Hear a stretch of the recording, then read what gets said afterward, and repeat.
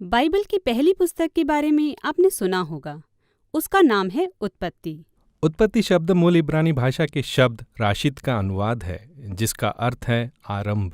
उत्पत्ति की पुस्तक में बहुत सारी कहानियां हैं। किसी एक विशेष कहानी को लेकर उसका अर्थ बताने का प्रयास करना बड़ा आसान है, परंतु हमारे विचार में इस पुस्तक को समझने के लिए सबसे अच्छा तो यही है कि इसे एक इकाई के रूप में देखा जाए और आपको बताया जाए कि इसकी रचना कैसे हुई। बिल्कुल, इस पुस्तक की रचना 2 भागों में की गई है। अध्याय 1 से 11 में परमेश्वर और संपूर्ण संसार की कहानी बताई गई है।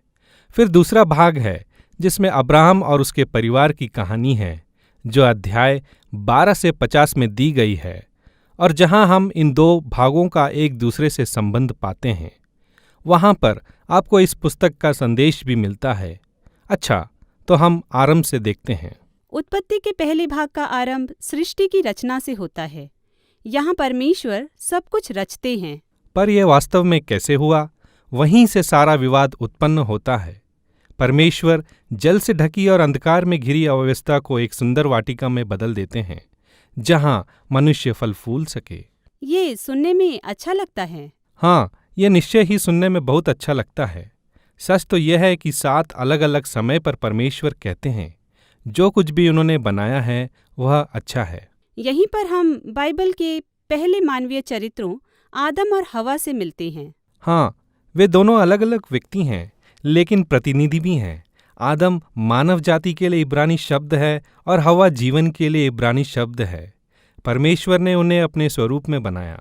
दूसरे शब्दों में, मनुष्य उस सृजनहार के रचनात्मक कार्य, उसकी भलाई और गुणों को उसके बनाए हुए संसार में प्रकट करते हैं या प्रकट करने के लिए है, और उनसे प्रजनन की और संस्कृतियां बनाने की और बस्तियां बसाने, कला बगीचों की और अन्य सब कुछ की अपेक्षा की जाती है। परंतु परमेश्वर उन्हें इस संसार के निर्माण के लिए नैतिक चुनाव करने देते हैं। भले और बुरे के ज्ञान का पेड़ इसी बारे में है। वह उनसे कहते हैं, इस पेड़ का फल मत खाना, नहीं तो तुम मर जाओगे। इसका क्या अर्थ है? अब तक तो परमेश्वर ही थे जो भले की परिभाषा दे रहे थे और प्रावधान करते रहे। परमेश्वर ही है जो भले और बुरे का ज्ञान रखते हैं, परंतु यह पेड़ चुनाव को दर्शाता है। अब सवाल यह है कि क्या मनुष्य परमेश्वर की भले और बुरे की परिभाषा पर भरोसा करेंगे या फिर अवसर का लाभ उठाकर भले और बुरे की अपनी ही परिभाषा देंगे। आदम और हवा ने फल खाया। यह पाप की अवधारणा पर बाइबल की मूल्य व्याख्या है। अपने चुनाव स्वयं करने की इच्छा, यह मानवीय हृदय का मूल स्वभाव है, जो कहता है कि मैं वही करूंगा जो मेरे और मेरे परिवार के लिए अच्छा है, चाहे उससे तेरे या तेरी परिवार की हानि क्यों ना हो। और समस्या तो यह है कि मनुष्य परमेश्वर के बिना भले और बुरे के अंतर करने में बहुत बुरे हैं। तो अब जब मनुष्य ने यह चुनाव कर लिया है, तो सब कुछ बहुत ही बुरा होने लगा। अतः उत्पत्ति 3 से 11 मानव जाति के पतन का वर्णन करते हैं। तो अब आदम और हव्वा एक दूसरे पर भरोसा नहीं कर सकते।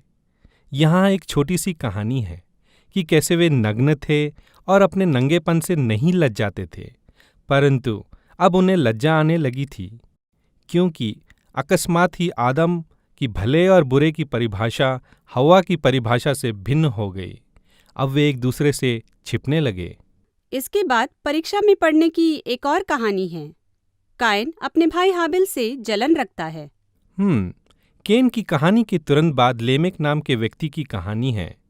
लेमेक के बारे में हमें यह जानकारी है कि वह संपत्ति के समान पत्नियां रखता है और वह घमंड करता है कि वह केन से भी अधिक उग्र और बदला लेने वाला है। मानव जाति की बुराई इतनी अधिक बढ़ जाती है कि परमेश्वर हमारा पूर्ण विनाश करने का निर्णय लेते हैं। हाँ, हम बाढ़ की घटना को परमेश्वर के क्रोध के रूप में देखते हैं, परंतु इसका आरंभ इस संसार की दशा को देखकर परमेश्वर के दुख और खेद से होता है।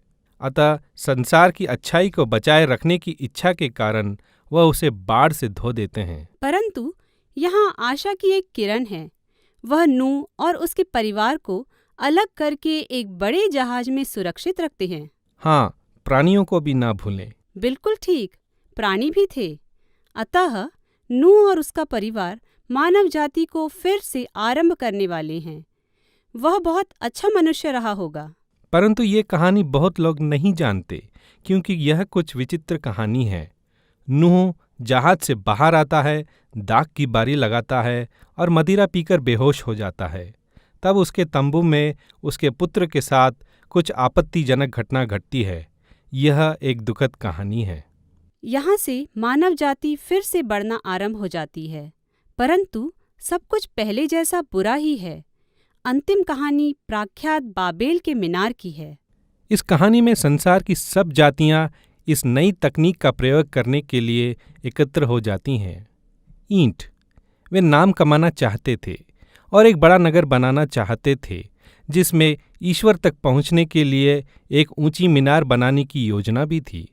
परंतु परमेश्वर जानते थे कि यह शहर एक डरावना सपना बनकर रह जाएगा। इसलिए अपनी दया में वह उन्हें तितर बितर कर देते हैं। इन सभी कहानियों का एक ही मुख्य विचार है।